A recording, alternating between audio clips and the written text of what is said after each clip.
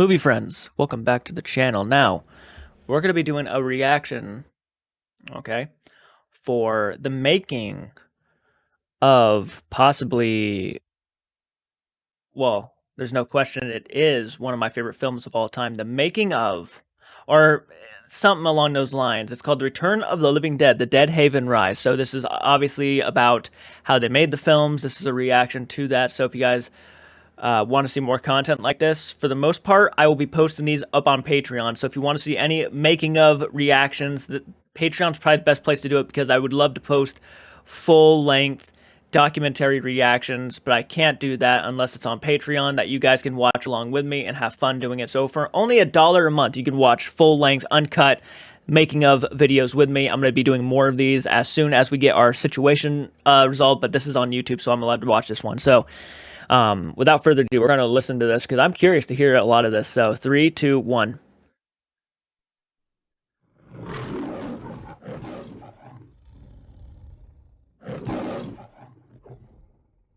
Let me ask you a question, kid.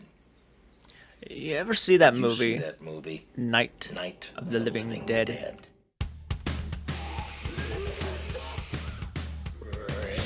Brains. I love this movie so much. Do you ever wonder about all the different ways of dying? Even brains. How does that make you feel? It makes the pain go away. More paramedics. I had no idea that it was going to have such a long life. 20 years later. Yeah, bigger life now than it did then. Yes, you were Tina in Return of the Living Dead. I never expected that to happen. People love this movie. The idea that I got to be in a zombie movie and I got to battle zombies was about the most exciting thing that had ever happened to me.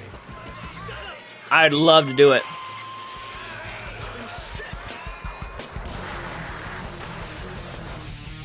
I'd love to make a fan film. If I could make a fan film for Return of the Living Dead, I would in a heartbeat. They were just from here and yonder. Somehow it meshed and Yeah. it became a work of art.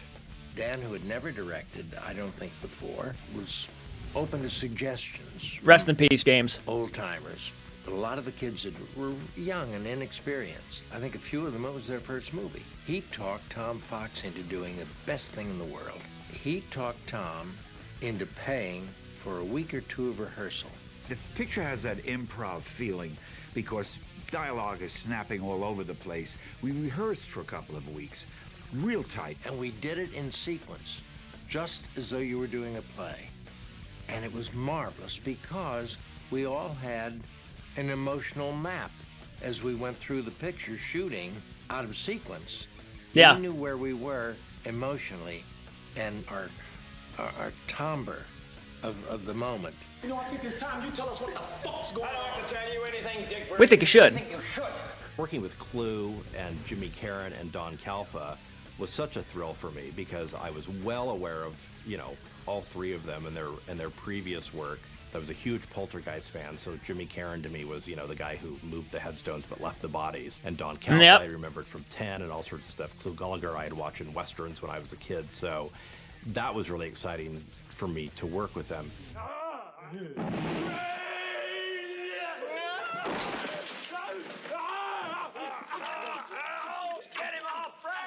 When actors are going down, when their career has more or less come to the sunset, that's when they take these types of films in those days.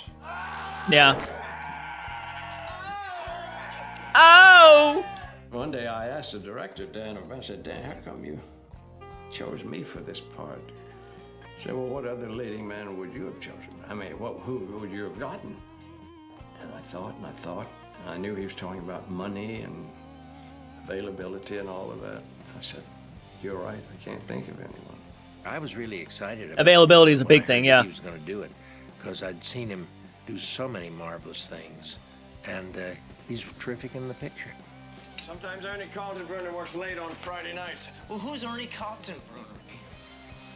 Everybody did their parts perfectly. Calfa and I worked together. Everybody. He played one of the Can't see no one's greatest playing him, really. characters I've ever seen. He had a weapon and a holster like a fast draw artist. He had a pipe, and it was just so inventive. Dan has a very kinky sense of humor. Weaponry, you know, we talked about it, and he said they just do it the best, the Germans. The weaponry is extraordinary. Originally, he wanted to give me a broom-handled Mauser, which was sold to the Chinese long, unwieldy, you know, pulling it out of a holster. We went with the P-38. Yeah. Crazy Don Calfa. Crazy Don Calfa. He was so crazy and so wonderful, and is.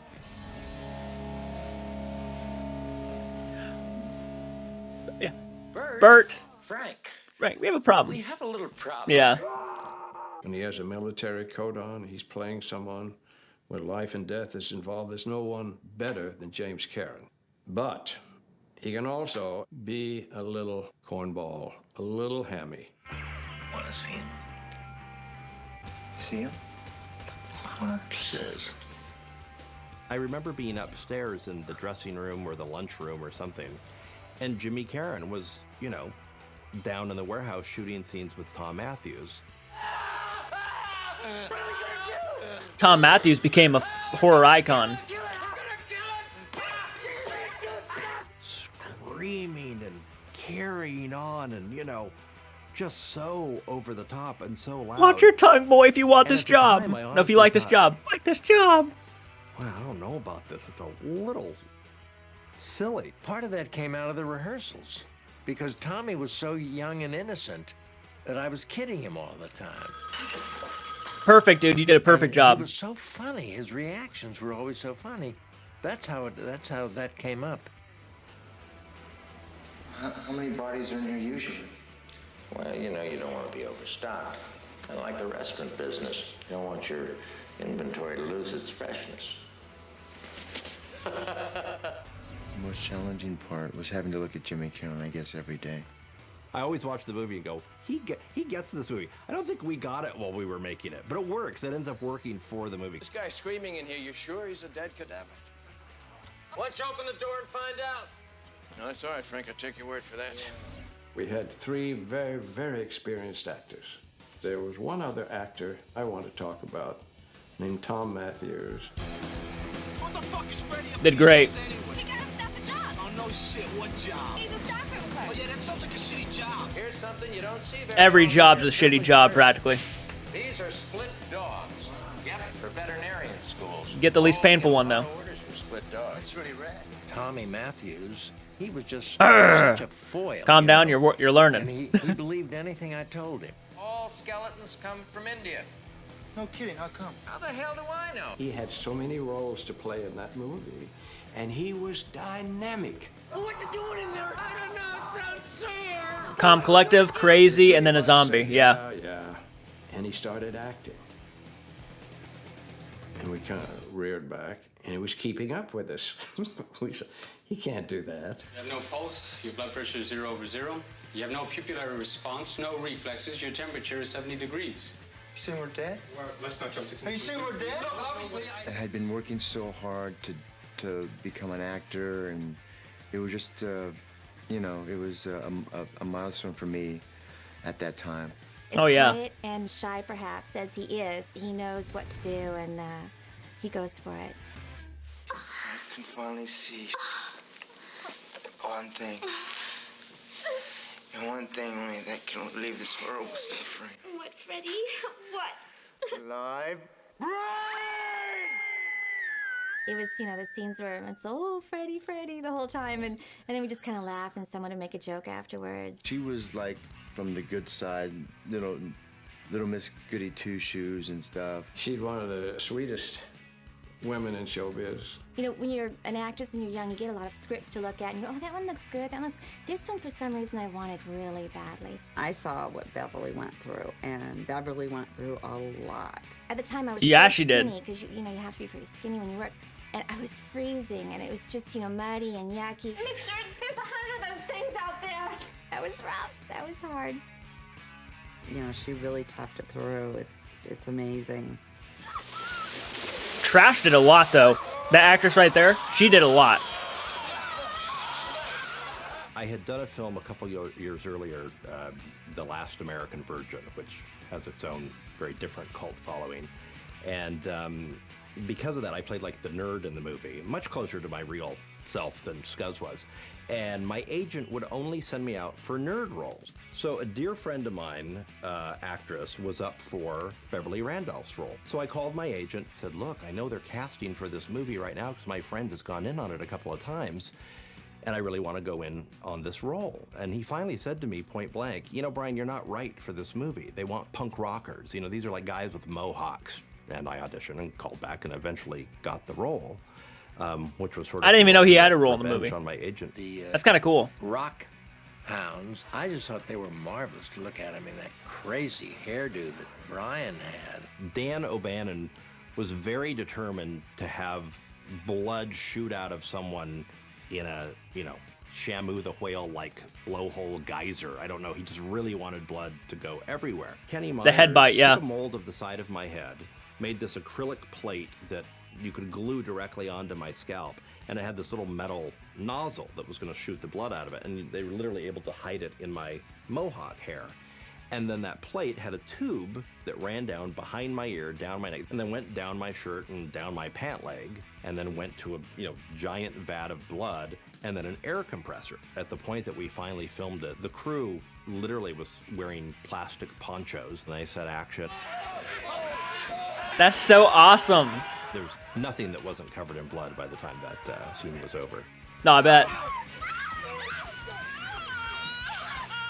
I compared it to going into the army because it was like boot camp to me. Because I was like, I've got to make it through. I've got to make it through.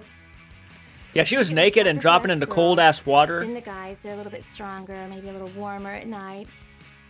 It was hard to dance naked on a tombstone because I had like everybody down there and I was up there. I did have this piece which was called a Barbie doll piece. It was kind of like a G-string sort of piece, and they glued it on. So every time I had to go to the bathroom, I'd be like, hello, somebody unglue me. Well, that's such a great actress, and she's never had her just due. Boy, she's talented. Yeah. Who's there? Please tell me we're talking about Tarman. Well, I auditioned for the role just like all the other actors did. It wasn't anything special. Sweet. I remember going into the audition and being told, well, this is a little bit different. It's not a regular, kind of a role. Iconic character. Saying that he really wanted to see the Tarman character thinking. He didn't want it just to be this big lumbering monster. And the other thing he told me, of course, was about the physicality, that he was just sort of being held together by goop and hardly anything at all, and that if he would make the wrong move, he would just completely fall apart. That whole movement that he did, that dancer's body that he has. In my mind, it's sort of a feeling of like, well, if I lean a little bit too far one way or the other, I'm just going to break in half, and that'll be the end of it. So it was sort of like this. I remember thinking of it as sort of a balancing act. Like if I went a little too far, I would fall over. But if I just sort of kept everything, it's like, when you put balance a broom in your palm of your hand like this, that type of thing. And that's sort of the what was going through my mind in terms of the movement, I guess. I didn't see Makes Alan sense. before. I think they had put up drapes, and because Dan wanted me to be very scared when I saw this outfit he was wearing. And so I didn't get to meet him. I didn't get to see anything until we actually shot this. And it was good. It was a great costume. It was wonderful. And his body movements were so unique that you just couldn't help but react to it. That guy doesn't get enough credit. Weepy girl who had to just cry all the time.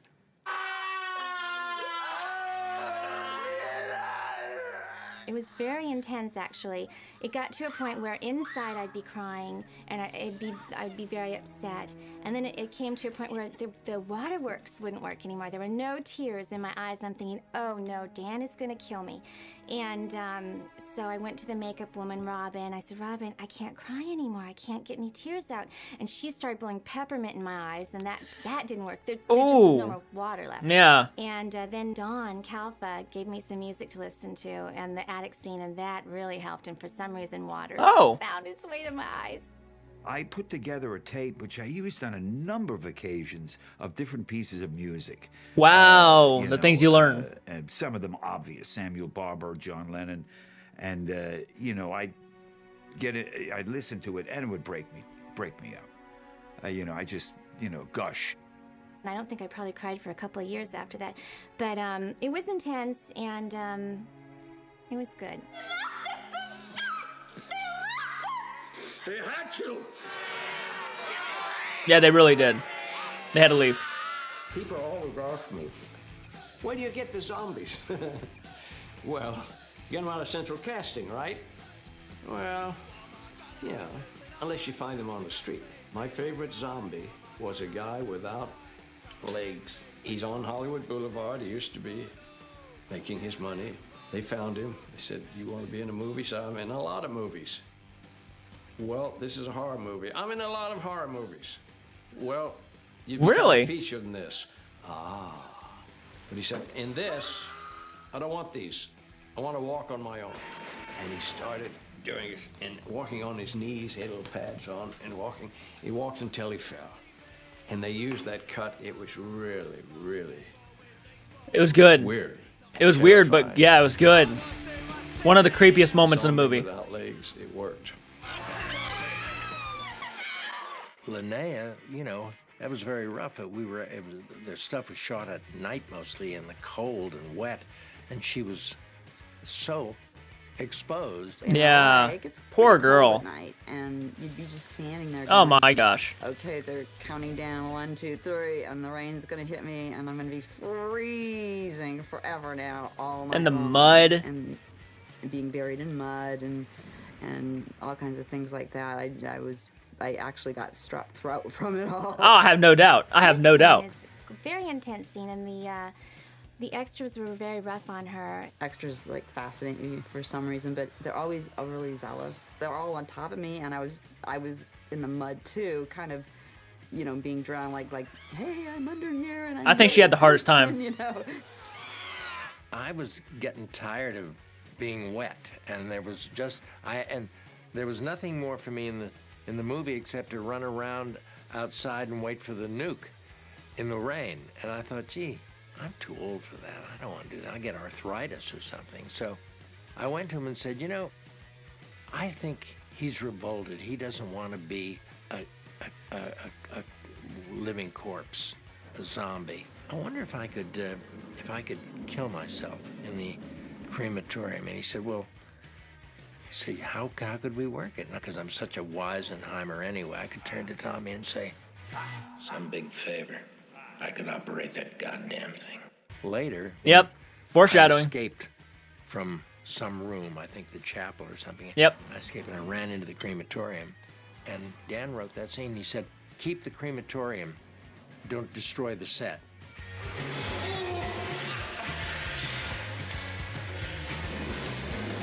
The scenes we shot in the cemetery were really... That was a great way to go for really him to go out. cool, because it was this olive grove out in Sylmar, and it was a very, very, very impressive set. I mean, as good as it looks in the movie, it was honestly more impressive in person. It was laid out, as this huge interior cemetery. I mean, from the front gate to the walkway past that kind of Civil War cannon, down the road, there were tombstones everywhere. There's Spanish moss hanging from all the trees, to the, the mortuary facade. Yeah. They put in a paved road and a parking lot.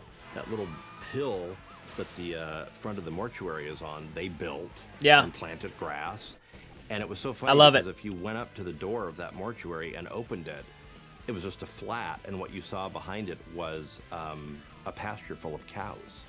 And I can remember filming there at night, and we'd be doing our dialogue, and you'd hear moo, moo. There's cows back there, and the whole place smelled like cow crap. Christ, I never smelled anything like that before.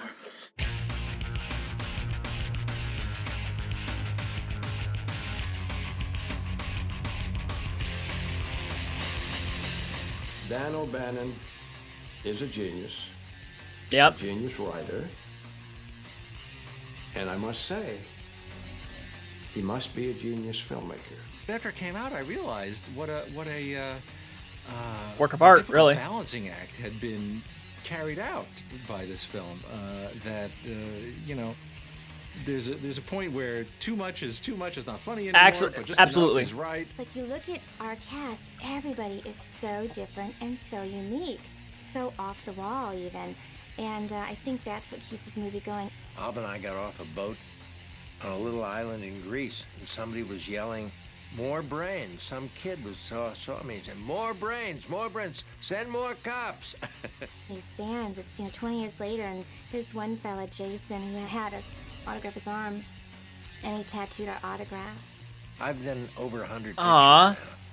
now. Oh yeah. And I just have never had an experience like that before. I loved it, and curiously, of all the pictures I've done some pretty good ones actually, some respectable ones. This is the one I'm known for. I have worked and worked and worked. You made a stamp, dude. You put a stamp on this world, How many yeah. works of art? Probably 5 out of the over 500 I've done. Well, what do you mean by works of art? Return of the Living Dead is what I mean. That's what I'm talking about. Return of the Living Dead. It's a work of art, man. It's a work of art by man. How it got here, I don't know. Should it have gotten here? Not on your life. Am I proud of it? You bet I am. I love that. I love that. Oh, wow. Yeah, I'm going to talk about Return of the Living Dead for a minute.